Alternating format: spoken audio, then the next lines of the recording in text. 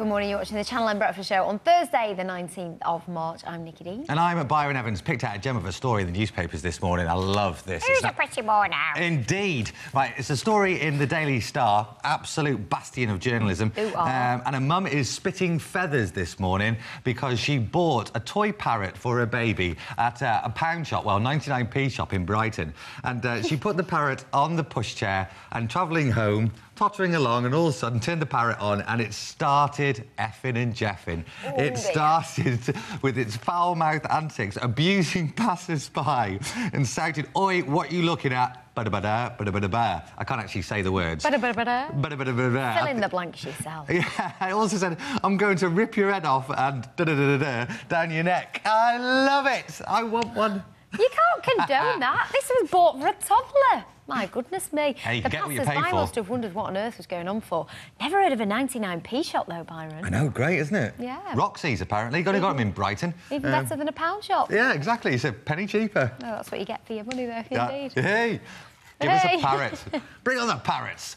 In a few minutes, the latest sporting headlines with Mike Bradley as we look ahead at the second leg of the UEFA Cup clash between Manchester City and AA Alberger Plus, a community art project which helps the patients of Nightingale Centre in Wythenshawe Hospital. But first, let's get the latest news headlines with James Webster.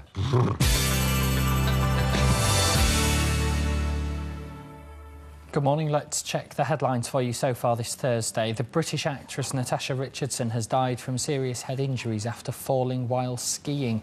The 45-year-old was being treated in a New York hospital. Her husband and fellow actor Liam Neeson, along with the rest of the family, are said to be shocked and devastated.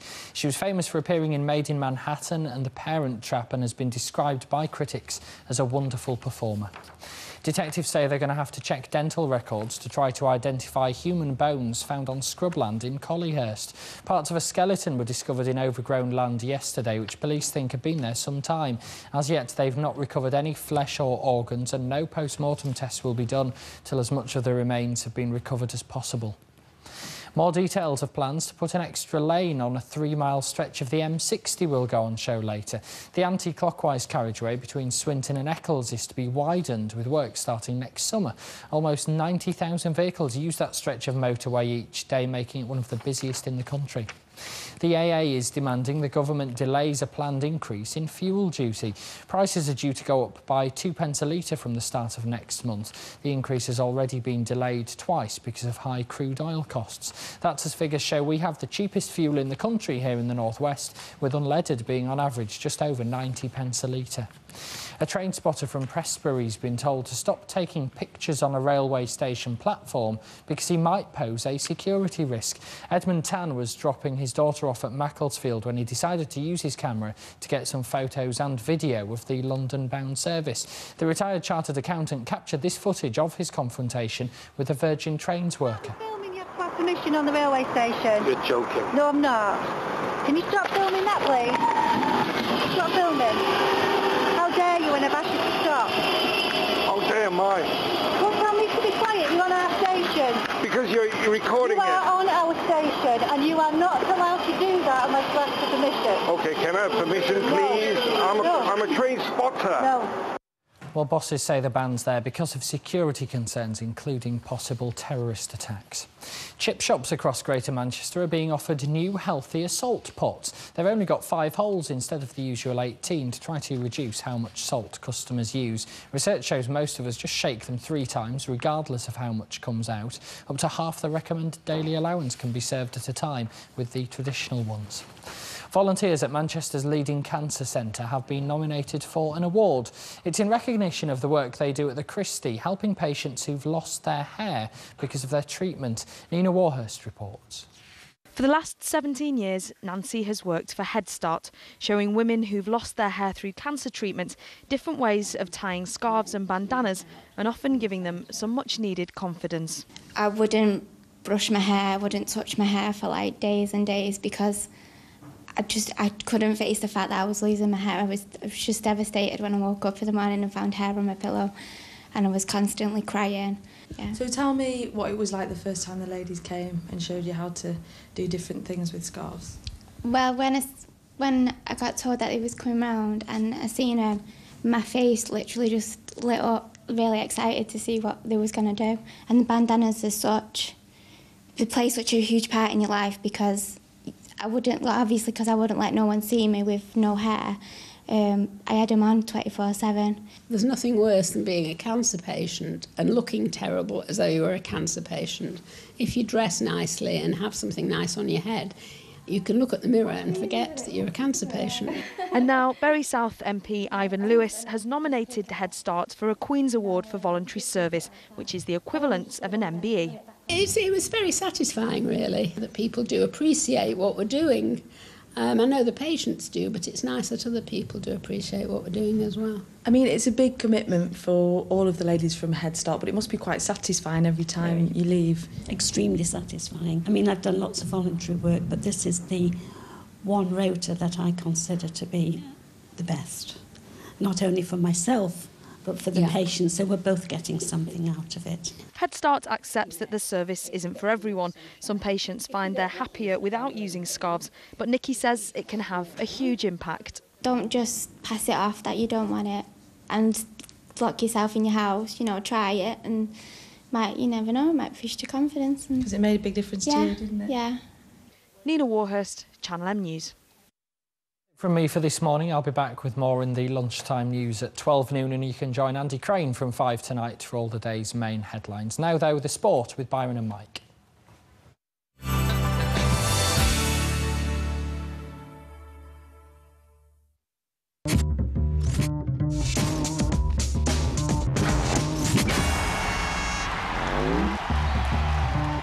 Well, this morning it's all about Manchester City as they take on AA Aalborg in the second leg of the UEFA Cup fixture tonight. And thanks to the miracle of modern technology, we can speak to Chris Bailey, the MEN correspondent for Manchester City, who's out in Denmark at the moment. Chris, can you hear us? Can you hear us? Loud and clear. Hey! Good morning, Chris. I suppose the main danger for City tonight would be to concede an early goal. Yeah, that's the key to the game, not conceding early on and giving Aalborg anything to get excited about. I mean, on the other hand, if City can score early on, that would really put the tie to bed because they'd have to score 4. So, I think that's the thinking behind what the team that Mark Hughes will put out, and that's probably why he'll rush Vincent Kompany back maybe a little bit earlier than he should have been. You mentioned Vincent Kompany there. He's my player of the season. Certain papers this morning are reporting he's going to be missing. Is that right? Well, he's here, and he will be in the 18. The conjecture is about whether he will actually start or not. I tend to think he might do, because I think they want to protect the lead for as long as possible. He may need another injection in his toe to get through the game to do that. But it would have been, if he's not been playing, it would have been silly bringing him. So he'll play some part in the game. It's just a matter of whether he starts or whether he comes on. If it's 0-0 with half an hour to go to try and shore it up, or whether put him on from the start and try and do it that way. Chris, we know Bellamy's also injured as well. Do we know who will be playing? Well, Bellamy's not here. The original plan was to have him on the bench and use him as an insurance policy if they needed a goal in the last 20 minutes. And then the think tank had a think about it the night before we travelled, and decided it'd be better off having 3 days training at home with the physios, and so he'll be fit to face Sunderland on Sunday. So I think you can expect him and Nigel de Jong back in the side for the league game on Sunday. So otherwise, I would expect, in terms of team changes, I would expect Kompany to start instead of Alano from the team that played on Sunday. Chris, one of the newspapers this morning are reporting that Mark Hughes has been told by the new owners he will be in charge next season. Can you shed any light on that? Yeah, well, he spoke briefly to us at the airport and said he'd had no contact with the people in Abu Dhabi over his job, apart from the fact that they assured him that they were quite satisfied with what he was doing this season, and the fact that the team was improving. This is always going to be, the first season was always going to be a getting to know your process for the owners and the manager, and Mark weeding the players out of the squad that he didn't want and shaping it in his own image, if you like. So this was always going to be a bit of a learning curve of the season. I think the chairman and the owner in Abu Dhabi have accepted that, and Mark, in all likelihood, barring a disastrous end to the season, will be in charge next season after a summer spending, and that's that's I think when the expectations from the owners in Abu Dhabi will go up and a top 6 place will be required. I mean, the tie's far from over tonight, Chris, isn't it? Although City lead 2-0, Aalborg probably start as favourites. The 1 defeat in the past 6 games. It's not going to be the foregone conclusion many Blues fans think, is it? Well, it's a dangerous game. I mean, 2-0 is a dangerous score. The first goal will almost set the tone for the whole evening. If City get it, the tie's dead. If Aalborg get it, there's 13,000 people bouncing around in a very small stadium. They've narrowed the pitch as well. We noticed last night at training and were scared that Sean Wright-Phillips, who ripped them apart in the first leg, we're not going to give him as much space to operate. So it's going to be a tight pitch, a small pitch, a stadium bouncing, 13,000 Danes in it, shouting their heads off. They're quite a formidable outfit at home, but City was so superior in the first leg, Mike, that I think they should hold on comfortably in the end. Chris, as Mike was saying, a strong, solid side, Aalborg. They're league leaders as well, aren't they, in Denmark? Do you think it'll be a guts and glory match for them, and that they'll be going at them with everything they possibly can? No, the theory is I think they're 5th in the league at the moment, actually, because they've had changed coach 3 times, and the Champions League took their eye off. Certainly the form team in the league at the moment here, but prior to Christmas they were concentrating on trying to do well in the Champions League and kind of took their eye off the league form. The theory is here that they play a patient game. They rely a lot on set pieces, and I think they will spend the first hour trying to reduce the deficit or half a deficit, and then throw everything at City in the last half hour. That's kind of the Danish way of thinking here. But you wouldn't have any of their players in your team if you were the City manager. So in terms of class, as individuals, City are way above Aalborg. It's just that they gel together well as a team, and they've got the home advantage. So City have got to be up for it and focus. But if they are up for it and focused and play anywhere near as well as they can, it should be a comfortable night in that respect. We've done very well, Chris, Byron, yourself and myself. We've spoken for 5 minutes without mentioning Rubino. He's due a big game tonight, isn't he? Rubino is here, and they travelled in tracksuits, so he couldn't flout the sartorial laws this time. He's obviously a main attraction wherever he goes, and his ankle's fine, and I'm sure he'll get a special welcome from the Danes. They saw how good he was in the first leg. He did 5 step-overs in the blink of an eye and should have had a penalty in the first half. So they know all about the threat of Rubino. He set the first goal up for Caicedo in the first leg as well. So, he's being feted here as he is everywhere. Well, as always, Chris, thanks for speaking to us on the blower. But I'm going to finish off, as I always do with you, sir, and ask for a prediction. You're now, aren't you? Yeah. Again, I actually think it could be a draw. I think 1-1 or 2-2. I see City scoring, and that should be enough.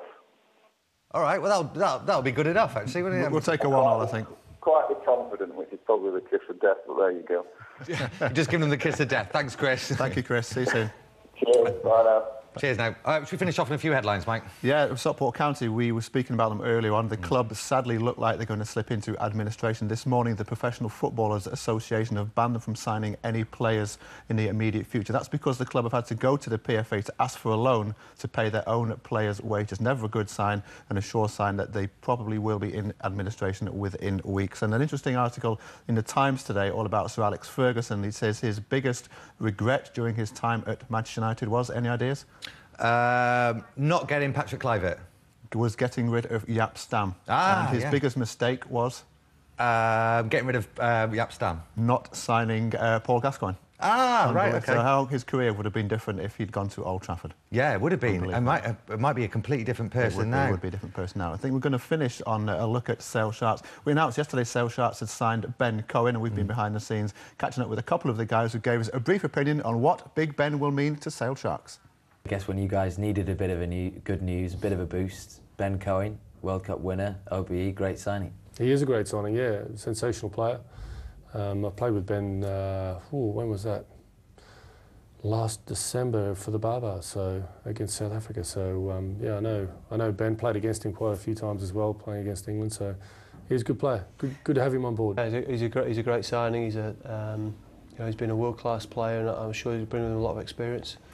Well, it's turning into a bit of a nice day here on The Breakfast Show, so let's finish off with some cricket in the sun. Seems like the mood for it. But probably a million miles away from where you and I sat. It's in Dubai. Lancashire start their pre-season training in earnest today with a game. It gets underway at 10 o'clock against Sussex, and before the team flew out, we caught up with new club captain Glenn Chappell, who told us all about his new role at Old Trafford. I found out I was captain back end of last year, so obviously I've been thinking things through all winter, and we've been training hard, and the lads are all fit and ready to go, and we're looking forward to getting out to the sun. Brings a new perspective to my game. I've been playing for a long time now, and just concentrating on my game and trying, not getting too involved. There's people who are paid to make decisions, and that's their job, and now it's my job, and I'm looking forward to a different aspects of the game. Right, Mike, before we leave it, you've got a very busy day ahead of you because there's a big fixture tomorrow night. Yeah, Rugby League, Super League, Wigan play Salford at the Willows tomorrow, so we're just heading off to All Points North today to speak to everybody concerned. Full roundup of that game. Everybody. Full roundup of that game tomorrow, along with highlights of City's 2-0 victory against Albion. Oh, did you hear that? 2-0 victory. Thanks, Mike. And Mr. Bradley will be back again on tomorrow's Breakfast Show. After the break, we're joined by the Knitting Noras. We'll see you soon.